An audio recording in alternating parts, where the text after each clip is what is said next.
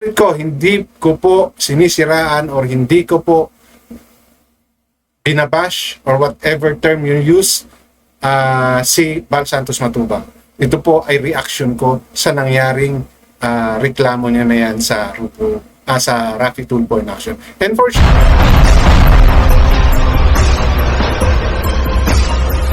so yun na nga po, nakita na natin, pumunta na si Val Santos Matubang, yung pinakihihintay ng Kalingap community na pag-rereklamo ni Val Santos Matubang sa RTIA, sa Raffy Tulfo in Action, at ang dami niyang mga nireklamo ang dami niyang mga gustong paimbestigahan, nireklamo, at may mga pinaliwanag din siya. And it's good na nandoon din si Beyonce and the mother, no, na para masagot on the spot yung mga sinasabi ni Val Santos Matubang.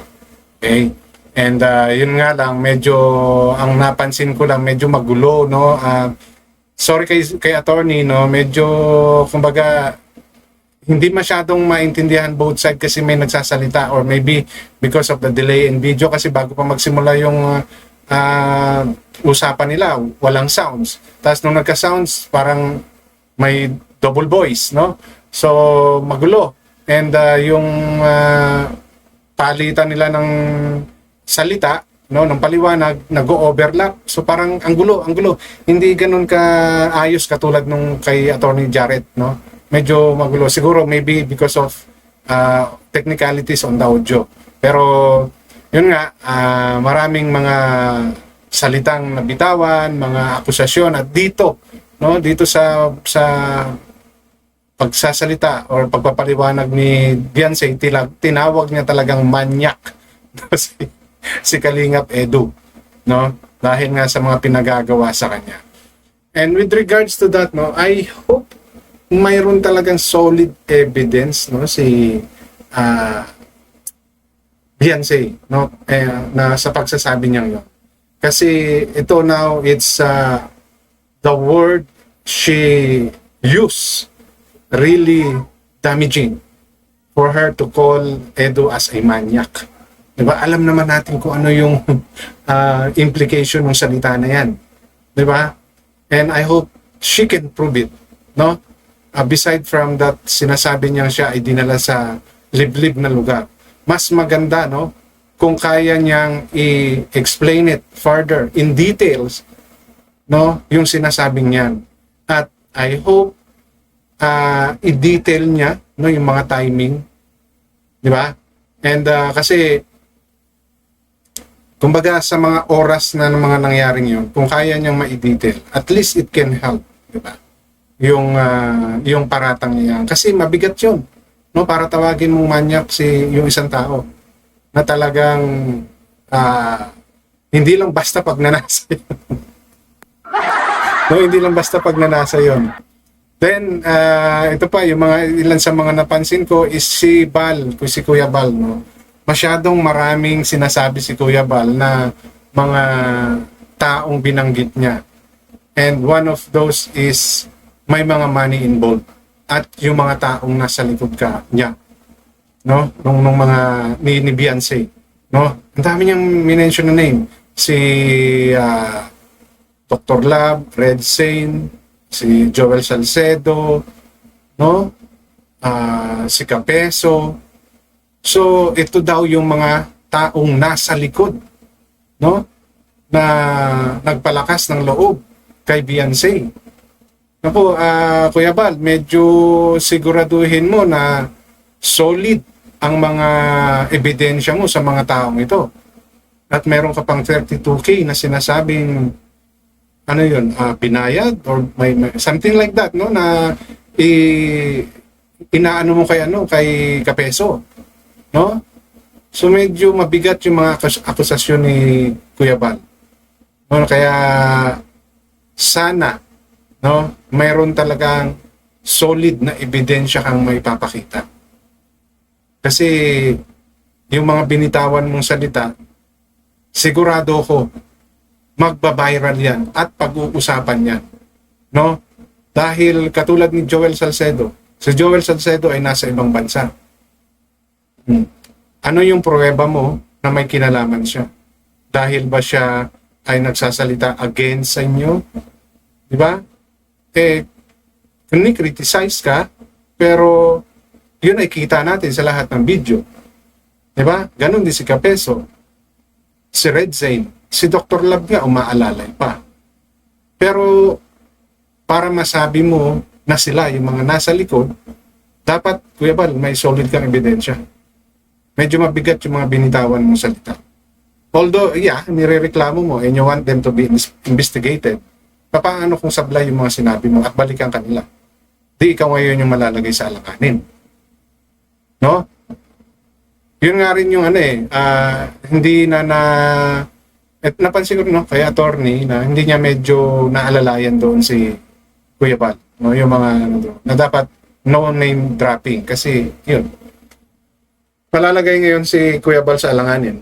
No? Sa tingin ko lang ito po ay opinion ko. Hindi ko po sinasabing ganun talaga yung mangyayari. Pero kasi kung titignan yung takbo ng usapan, no, maraming mga binitawang salita si Kuya Bal na magdidiin sa kanya or maglalagay sa kanya sa alanganin. No, ngayon, madadrag uli rito si Kalinga Prab. Akala ba namin, hindi mo na siya pagsasalitain, Kalinga Prab. No?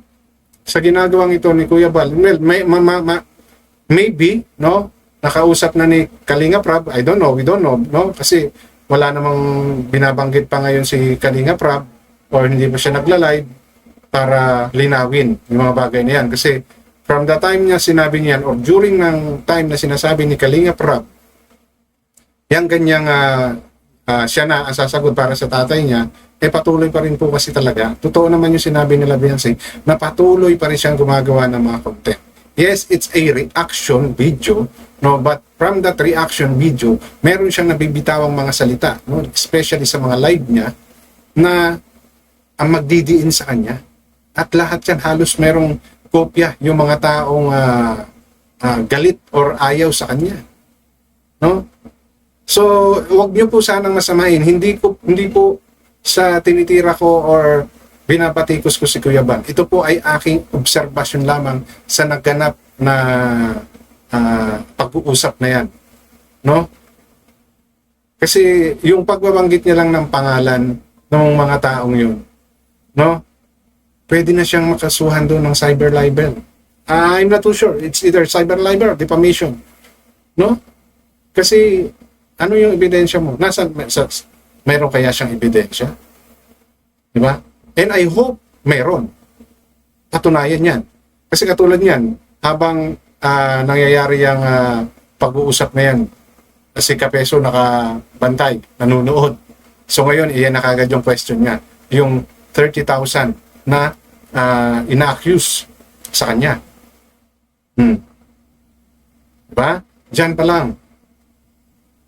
If ever na ipursu ni Kapeso yung reklamo na yan, may pangahawakan ba si Kuya Bal? Well, katulad ng sinasabi ko, nasabi niya yan, so ibig sabihin, meron siyang ebidensya. No? Kay Joel Salcedo, kay Red Zane, and even kay Dr. Lab. So, hindi ito matatapos. Hindi po ito matatapos. Sa katulad ng sinasabi ng mga ibang vloggers. Dahil sa mga binitawang salitang yan ni Kuya Bal, mas lalo pong tatagal pa yung usapin na to. No? Yun nga lang po, medyo, wag sanang masamain ni attorney, Jaran kanina. Medyo magulo na yung nagsasalita si Beyonce, ang nanay niya, biglang bumabat-in si Kuya Bal, same thing, nagsasalita si Kuya Bal, nagbabat-in sila ng Beyonce. Kumbaga, hindi lalo naiintindihan kung ano yung pinaglalaban. At ang daming mga issue ng nadagdag na hindi na dapat pag-usapan. No? And ang klaro dito, no, napaulit-ulit din sinasabi ni Kuya Bal, walang babawiing bahay. Pero sila Beyonce ay desidido, no, na ibalik ang bahay basta take down all the videos. Pero yung point naman ni attorney dito, it's not that easy. No? Kasi nga merong pinaglalaban din sila Rap, Kuya Rap, ay sila Kalingap Rap, di ba? Na dahil nga yun ay ginastusan nila, may effort sila to. And they are paid, no?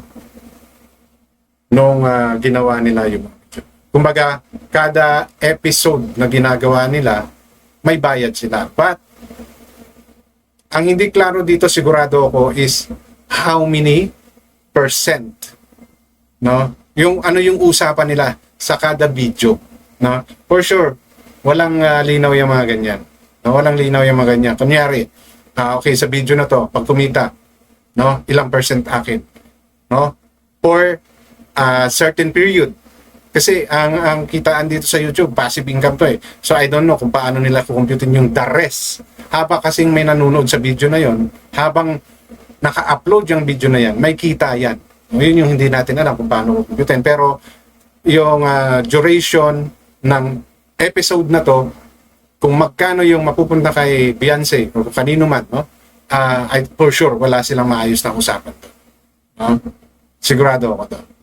Now, katulad na sinabi ni Kalingap Rab, hindi niya basta-basta ipapatake down. No? And katulad niyan, wala rin naman planong pawiin, no? Na yung Kalingap, yung bahay, so paano yung gagawin nilang resolution? Pero sigurado ako, i-offer dyan yung shared revenue, no? I-offer yan kasi alam din naman nila Tulpo yan. Alam ng staff ng Tulpo yan dahil may YouTube channel din sila. Diba? So, pwedeng maging ano yan, shared revenue. So, depende sa pag-uusapan. Okay? Between kay Beyonce and Val Santos Matubang, yan ay one issue. Now, yung pagbanggit ngayon ni Beyonce na manyak si Edu is another issue na kailangang mapatunayan naman ni Beyonce yan. Oras na magreklamo si Edu. No, yan yung mangyayari dyan. Kasi very damaging, no, yung pagsasabi mo ng manyak sa isang tao. Sa totoo lang, di ba? Para kahit kayo, tawagin kayong manyak na hindi kayo ganun, anong mararamdaman? Or kung ganun man kayo, sinabi sa inyo yan, ano yung mararamdaman nyo. Di ba? So, medyo seryosong accusation yun. Oras na sineryoso ni Kalingap ito. No? And marami pa yung mga sinabi pa ni Kuya Bal. O yun lang po yung obserbasyon ko sa nangyaring patulpo na yan. And medyo ano ba ang nangyari? Naging advantage ba kay Kuya Bal? Parang hindi naman. No? Wala rin naman kasing nangyari. Nadinig lang yung side nila. Ang pinaka-end ng usapan is pag-uusapan pa rin. So ano nangyari? Nabigyan ng exposure si Kuya Bal dito sa pagre-reklamo niya. No? At na-mention yung kanyang mga sponsor at yung mga taong galit sa kanya. So, suma total, nagkaroon ng exposure pare-pareho uli dito kay Rapi Tulfo in action. No? And ano yung mangyayari yan matagal pa nating malalaman yan. Depende kung paano a-action ng agad ng Rapi Tulfo in action. Nasa sa kanila na yan kasi nga, nagtumulog na pareho. Narinig na nila yung side pareho. So, depende ngayon yan kung alin yung mas urgent para sa mga sa staff or sa RTIA, no? Kung alin yung unahin nila. Okay? Pero para sa akin, mahaba pa itong kwento na to. Mahaba pa to. And I hope, no, maging maganda yung resulta. So, kasi ang kay Beyonce lang, take down all the videos and stop, no, yung pagko-content sa kanya. Pero syempre, hindi naman papayag sila Kalingap Rab, katulad ng sinabi ni Kalingap Rab, na basta-basta i-take down yung mga videos nila. Okay? Yung kay Bal, siguro, no? Pero yung kay Kalingap Rab, pag-uusapan pa yan. And yun nga, ngayon, maka-question na naman. Kahit ako, no, isa ako sa nagtatanong ngayon kay Kalingap Rab, ano po nangyari? Doon sa sinabi ninyo na kayo na yung haharap. Kayo na yung magsasalita para kay tatay. Ayan, kapunta pa siya dyan. So, which means, hindi nakinig si Kuya Bal. At siya ay ginawa niya yung gusto niyang gawin. Okay, inuulit ko, hindi ko po sinisiraan or hindi ko po binabash or whatever term you use si Bal Santos Matubang.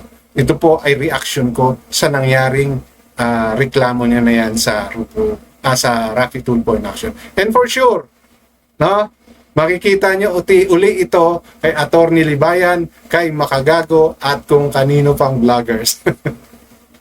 Alright, so yun lang po at maraming salamat.